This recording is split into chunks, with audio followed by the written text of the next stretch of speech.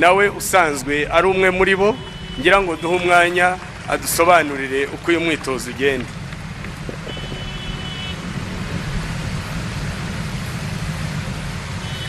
Murakoze nyakubahwa Perezida wa Repubulika. Iri tsinda ry'abapolisi batwara moto ribarizwa mu ishami rya polisi y'u Rwanda rishinzwe umutekano wo mu muhanda rizwi nka Traffic Police.